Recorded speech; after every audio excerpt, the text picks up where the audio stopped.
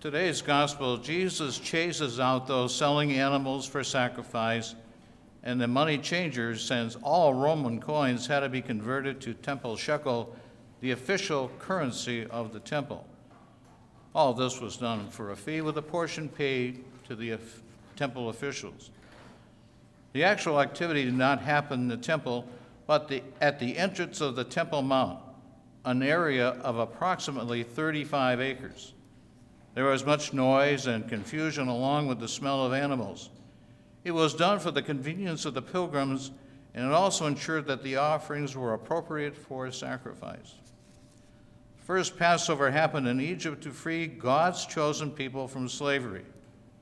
God inflicted upon the Egyptians many plagues. The final plague, God killed the firstborn of all in Egypt, but passed over the dwelling of the Jewish people who had been marked with the blood of a year-old, unblemished male lamb. So each year the Jews went to Jerusalem to sacrifice the lambs and other animals and to eat the Passover meal. The meal consisted of wine, lamb, and unleavened bread, since they had no time to prepare to leaven the bread when they left Egypt. The Passover meal became the Mass, only the sacrifice of the Son of God. Jesus becomes the sacrificial lamb. The Mass followed the synagogue services, which began with a prayer and a reading of scriptures that was then opened or explained. So whenever we celebrate Mass, we open Scripture and we consume the body and blood of Christ, the gift of his sacrifice on the cross for us that opened the gates of heaven to us.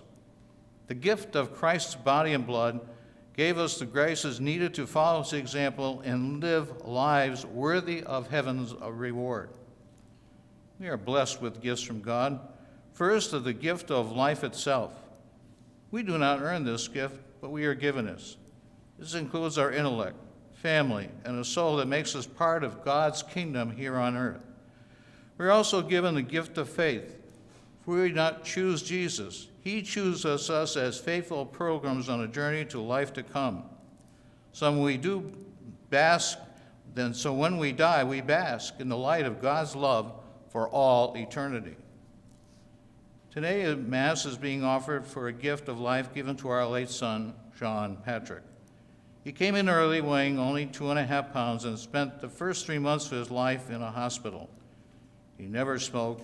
He had many handicaps, but the gift of his life was put in our hands. You see, God does not give someone like Sean to anyone except to those who can love and care for him as part of a family. Wherever he went, Sean came with us. When we went to Arizona to see my sister's family and to visit the Grand Canyon, he was with us. We also visited Disney World, and he went on some of the rides, always with a family member present.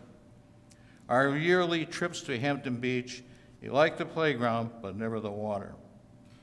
He lived for 21 years, and there is not a day that I do not think of him, for I will always be his father, and he will always be my son.